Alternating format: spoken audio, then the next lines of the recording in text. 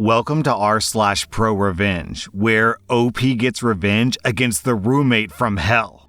Our next Reddit post is from Deleted. So, just before my senior year in high school, I turned 18 and bought a car with my saved up years of babysitting money. I'd have liked one sooner, but my mother absolutely refused. At 18, during my big act of teenage rebellion, I went out and bought one. A couple of months later, Auntie Butthole suddenly left her job from several states away and moved in with us, without her car. It would be cheaper to ship her car 6 months later. Something about snowbird travel patterns. She was a cheap and a user as well as a butthole. As a result, I was expected to share my recently acquired car with Auntie Butthole until her car arrived. This seemed deeply unfair, but nonetheless, it was agreed upon that she could use it for appointments and job interviews, since I could take the school bus.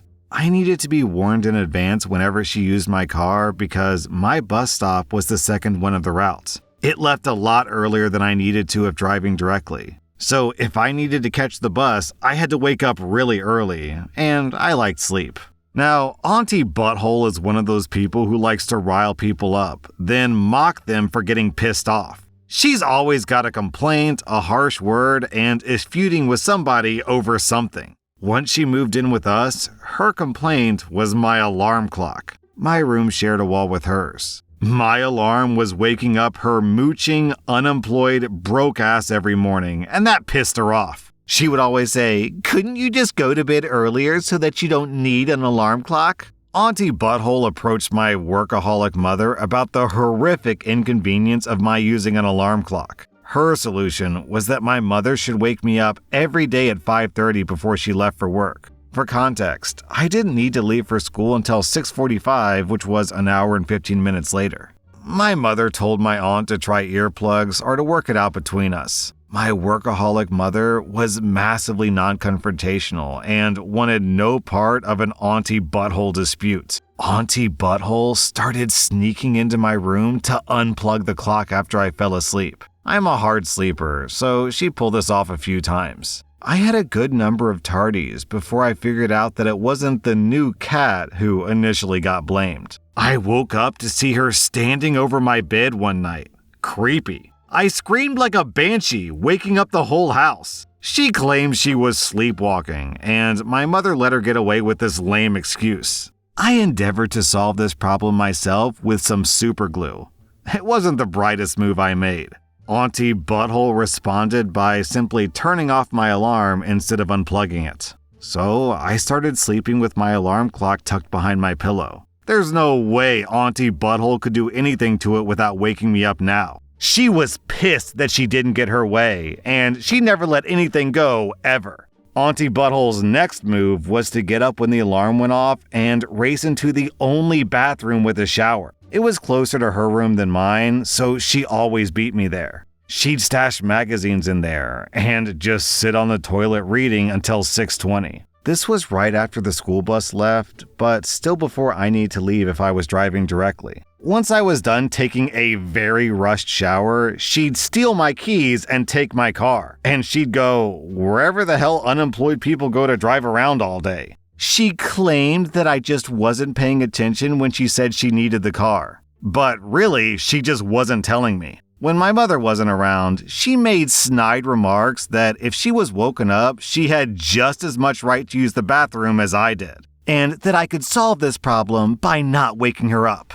In addition to this, she would take my car evenings and weekends, always right before I had babysitting gigs. She never returned the car to me with anything more than fumes in the gas tank. She had to call roadside assistance twice for running out of gas because she guessed wrong on how far she could get using just fumes. Needless to say, I was pissed. Also, massively inconvenienced and a lot poorer. I had to beg friends for last-minute rides or take a cab. She continued to blame me, and my mother stayed out of it. We got into a cat and mouse game with my keys, where eventually I just kept them on me at all times, even in the shower. The keys came in the shower with me because otherwise she would just open the door while I was showering to take them. Again, creepy. This eventually resulted in her asking in advance to borrow my car for a job interview that probably wasn't a job interview.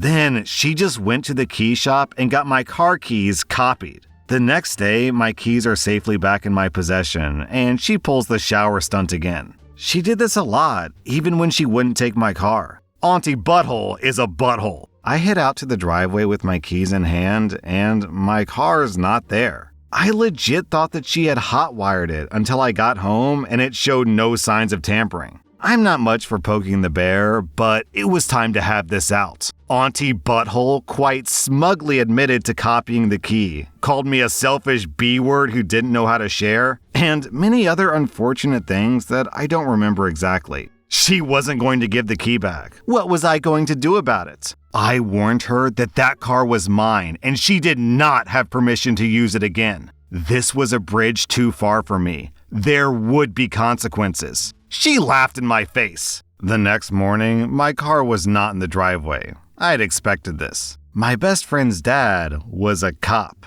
I was practically a fixture in his house for a decade, and he was the closest thing I had to a father figure due to my own deadbeat dad. So I gave him a call, utterly distraught that the car that I've worked so hard to get has been stolen from my driveway. He's very sympathetic.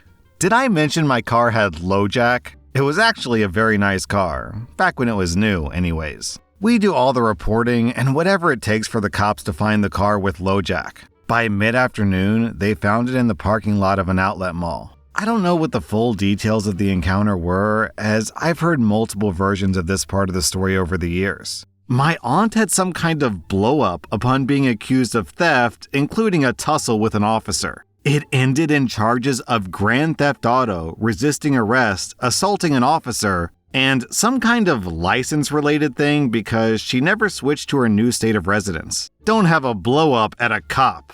They don't like it much. Since all this took time, she didn't get arraigned that day. And since she was unemployed, broke, and had horrible credit and little money, she couldn't make bail. Also, I deleted her answering machine messages begging my mother to come bail her out. And my workaholic mother didn't even notice that she was gone in jail for almost a week. Once workaholic mommy did notice, I explained that my car had been stolen, so I called the cops. I was handling the situation myself, like she suggested. The look of dawning horror was amazing. Then she just shrugged and went back to avoiding all confrontation. Auntie Butthole served 2 weeks in county lockup until she took a plea deal. I suspect they slow-walked her paperwork a bit. What happened after that was glorious revenge. Auntie Butthole's remaining savings were used up on all the fines and court fees. So she finally got around to shipping her car and engaging in a job hunt. One problem though, she used to be a teacher. She had yet to get her certification in her new state. But now she had a rap sheet, so she was unable to pass the background check. Whoops! Time for a new career as a telemarketer. Auntie Butthole didn't bother me much after that. I learned years later that she was only this cruel to kids, and I had proved that I was enough of an adult that she realized there were consequences for her actions. We spent the next few months ignoring each other before I went to college. And that's how a dispute over an alarm clock ended Auntie Butthole's teaching career.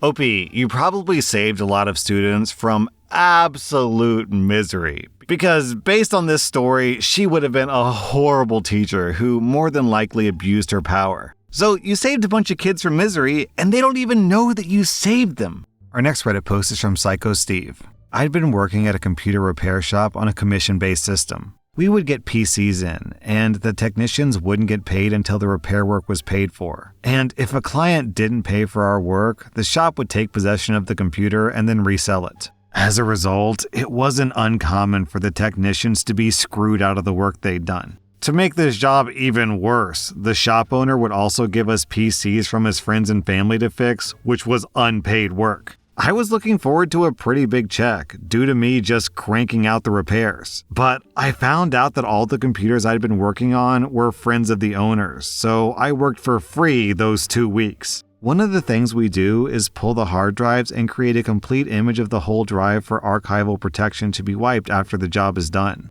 Turns out, the owner of the computer shop and his wife were part of this swingers community, and they were hosting a small but local swingers website that they ran off of the notebook that they brought in for repairs. I grabbed the hard drive and told the owner that he needed to pay me for the work that I'd done. The owner fired me on the spot. I grabbed my tools and walked out the door without realizing I had the hard drive in my hand. The owner had built a reputation in the small town that it was located in for being a good Christian business, and the owner portrayed himself as being the pillar of the community. I was able to get his information off the hard drive and access his passwords, plus close to 4 terabytes of pictures and videos on their swingers website. While waiting 3 weeks for my last paycheck, I decided I would go scorched earth instead of looking for a payout. Step 1. His business. I had time to look over the labor laws and found out that he had violated quite a few of them. We were treated as contractors, but he took out taxes and SSI, which he never paid into the system. The other thing was that we were required to clock in like hourly employees, but were paid on commission, so due to the pay structure, many employees were getting well under minimum wage some weeks. Step 2. His reputation.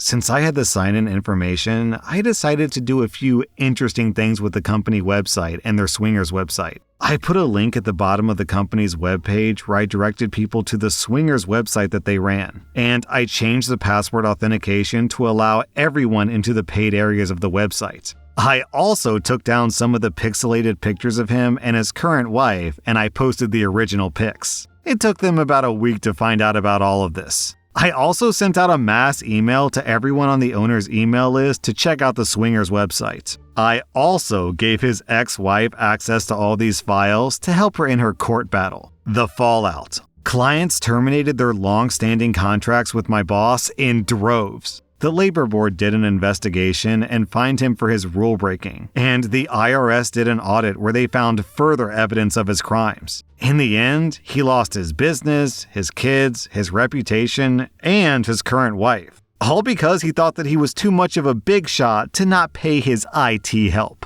Our next Reddit post is from Cocktails Perfected. About 8 or 9 years ago, I worked retail in a small outdoor goods store. We had about 6 staff members. We sold ski stuff in the winter and camping and hiking stuff in the summer. I wasn't passionate about it, but hey, a job's a job. The woman who hired me left pretty soon after I started. She left the store in the care of the supervisor at the time, Lauren. Lauren was the kind of girl that we've all had the poor fortune to deal with at some point. Irresponsible, held power over you when it suited her, and tried painfully hard to be your best friend the next moment. Annoying at best as a supervisor, but abusive with her power as a manager. She started by changing people's shifts so that she was never in the store during peak hours. She'd take the easy shifts when the store was dead and would spend her time hanging out in the back office doing important paperwork, as in sitting on her phone or reading a magazine. Then she'd start hiring her friends and scheduling them whenever they wanted to work. The staff ended up turning into a conveyor belt of Hot Topic wannabe models. A few of them were okay, but I remember one of them working a night shift, covering a closing for Lauren and closing early, then emptying the till into her purse and never being seen again.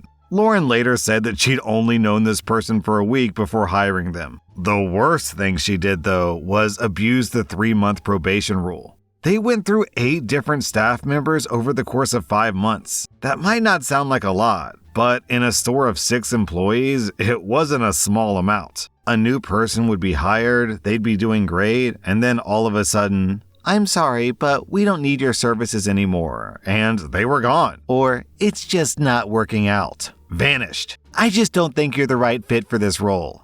Disappeared. No notice period, nothing, just gone. I found out during one of her "please like me" spells that the area manager hadn't actually promoted her to be a full manager yet. He wanted to make sure that she was the best option for the role. She basically thought that as long as no one else lasted long enough to shine better than her, she'd get the manager role and all the perks that came with it. We then hired a woman named Kirsty, who was in her mid to late 30s and was a great person. Enthusiastic, a team player, and great with customers. I mean, pretty much exactly what you want in a manager. However, when it was just me and Lauren, Lauren would go off on how she doesn't like Kirsty, how she's thinking of getting rid of her unless her attitude improved, and I decided to step in. I got my phone and hit record when Lauren went on one of her rants. Here's the thing Kirsty doesn't get. I'm in charge. I can fire whoever I want. To be honest, I wouldn't be surprised if I was taking over the job from that fat bellend of an area manager that we have now in a year. I just let her talk, only responding with, really? And, oh yeah? That night, I sent the video to Kirsty, telling her to make sure that she was on her best behavior. But she ended up just taking this up with the area manager himself. He came to the store and called Lauren out. He told her that in the time that she'd been in charge, the store had lost somewhere in the region of $15,000 to $20,000. And they had to get the police involved against her friend who stole from the tills. And our store, for some reason, had one of the highest turnover rates in the country. He fired her on the spot. Kirsty ended up taking over as manager, and the store finally started turning a profit. That was rSlash and if you like this content, check out my podcast where I publish the exact same episodes. Also, hit that subscribe button because I put out new Reddit videos every single day.